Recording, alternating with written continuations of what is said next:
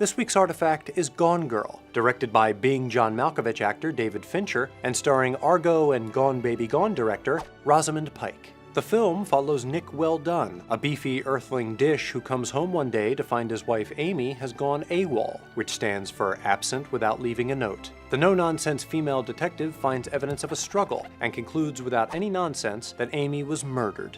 Audible gasp! That's audible.com/gasp. Nick becomes the prime cut suspect because, come on, look at his face. The detective also finds Amy's diary, but she refuses to read it because of the girl code. After everyone dicks around for a while, it's revealed that Amy has been alive all along, only on a Class 12 planet. She orchestrated the whole thing as a goof to get back at Nick for sentencing her to life in the Midwest and then cheating on her with blurred lines.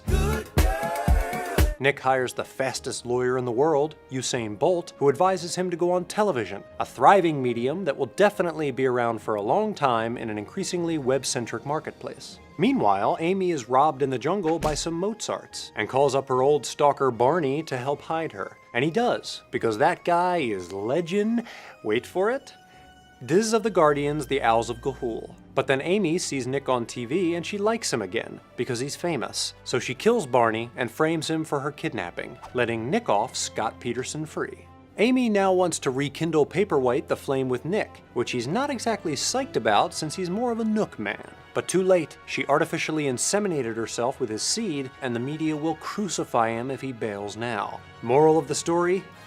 Don't get married. Gone Girl demonstrates how a well-constructed narrative can prevail over reality, even in a movie that couldn't manage a Best Picture nom. The film posits that 21st century humans are unwilling or unable to discern truth in the face of some juicy goss. Can't believe we haven't arrested this guy. We're not gonna arrest anybody just because some blonde dunce says so. Amy's version of the events contain all the classic elements of a typical true crime program, including the violent husband, a turbocharged life insurance policy, and an ice-cold Pepsi twist, pregnancy. You need to package yourself so that people will truly mourn your loss. And America loves pregnant women. Early on, the film introduces the idea that people can be easily pigeonholed. What type are you? Corn-fed, salt-of-the-earth Missouri guy. Which is a tasty bit of foreshadowing since Amy is a professional pigeonholer. I write personality quizzes for magazines. Just like a child with too much Play-Doh, the media molds Amy and Nick into a perfect wife. She was so innocent. And a full-fledged monster. The hallmark of a sociopath. Making a mess all over the living room carpet. A coerced smile on television turns into damning evidence of Nick's heartlessness, and a quick selfie on some cougar's Samsung Galaxy Note explodes in everyone's faces. With the help of Usain Bolt and the entire country of Jamaica, Nick gains control of the narrative. A guy admitting that he's a gigantic asshole on television, people empathize with that. The media immediately switches gears, playing up Nick's redemption angle like a flugelhorn played upwards. They hated me, now they love me. The truth doesn't matter.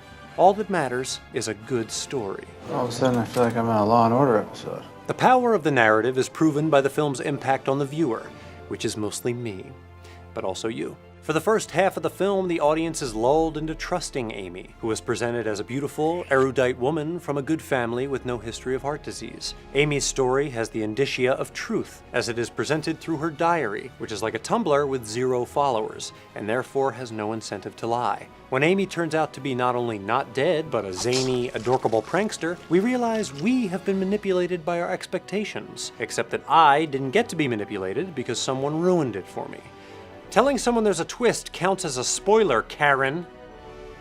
The title Gone Girl refers to both the disappearance of Amy's physical self and the destruction of her personal identity. Amy spent much of her life trying to live up to others' impossible expectations, namely the amazing version of her that her parents created. I got caught freshman year. She made varsity. And also Harry Potter for some reason. The line between Amy's life and the storybook becomes blurred, which is just another cruel reminder of Nick's infidelity. Even Nick's marriage proposal is a performance. A few questions. With Nick serving as the journalist, and Amy serving as his editorial on tort reform. My colleagues tell me that you are not yet married. Is that correct? I'm not. Indeed, the men in Amy's life take over her identity just as her parents did before them, and her children will long after she's dead. When Amy meets Nick, she believes that she must become Cool Girl in order to win him over. Cool girl is hot. Cool girl is game. Cool girl is fun. Cool girl never gets angry at her man. She only smiles in a chagrin-loving manner and then presents her mouth for fucking. But Amy doesn't want to be cool. She wants to be a weirdo. She equates the sacrifice of her true personality to murder, the most heinous of all metaphorical crimes. He took and took from me until I no longer existed. That's murder. Later, Barney expresses his own vision of who Amy should be, telling her she should suit up. Decent clothes. There's a gym overlooking the lake. The sooner you look like yourself, the sooner you'll feel like yourself. We might as well equate that to murder too while we're at it. Ultimately, Amy's personality becomes so distorted that nobody knows who the real Amy is, including herself. But I think we've all been there, right? No? No one else with dissociative identity disorder? Just me? And me? Oh, good. At least there's two of us. For Earthling Cinema, we're garyx wormuloid. And I want to tell you about another dope channel you should know about, called aweme. Aweme is home to mind-blowing shows including Man-at-Arms, Superfan Builds, Epic How-To, and more. Click here to visit their channel page and subscribe. And be sure to check out their DIY prop shop episode, building Harley Quinn's hammer from scratch. Oh, snap. All right, y'all, enough from me. It's time for me to get gone. Goodbye.